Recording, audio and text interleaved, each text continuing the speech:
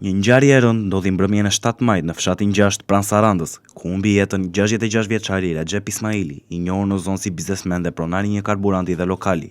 Sipas të dhënave paraprake nga hetimet, konflikti nisi rreth orës 22:30, ku një grup prej 10 personash mbërritet në ambientet e lokalit vëllezërit Ismaili. Dyshohet se shkaki i përplasjes ka qenë një konflikt i mëhershëm për çështje pronësie me një të ri nga zona, i cili ndodhej në verandën e lokalit së bashku me viktimën dhe persona të tjerë. Fillimisht palët janë përfshirë në debat verbal, por situata ka degraduar shpejt në dhunë fizike me sende të forta. Burime pranë grupit hetimor bëjnë me dije se personat e përfshirë kanë hyrë me forcë në ambientet e biznesit, duke sulmuar të riun me të cilin kishin konflikt, ndërsa Recep Ismaili ka ndërhyrë për të ndaluar përplasjen. Në kulmin e tensionit, 66 vjeçari është futur në pjesën e brendshme të lokalit dhe më pas ka dalë me një armë zjarri tip Kalashnikov, me të cilën ka qelluar në drejtim të grupit. Nga ana tjetër, ka pasur kundërpërgjigje me armë zjarri tip pistolet dhe një prej plumbave ka goditur Ismailin në kokë, duke i shkaktuar vdekjen e menjëhershme. Pas ngjarjes, autorët janë larguar me shpejtësi nga vendi i krimit. Policia ka sekuestruar një automjet luksoz Audi Q8, që dyshohet se u përket personave të përfshirë në konflikt. Deri tani të paktën 5 persona janë shoqëruar në polici dhe po merren në pyetje për të sqaruar rrethanat e ngjarjes.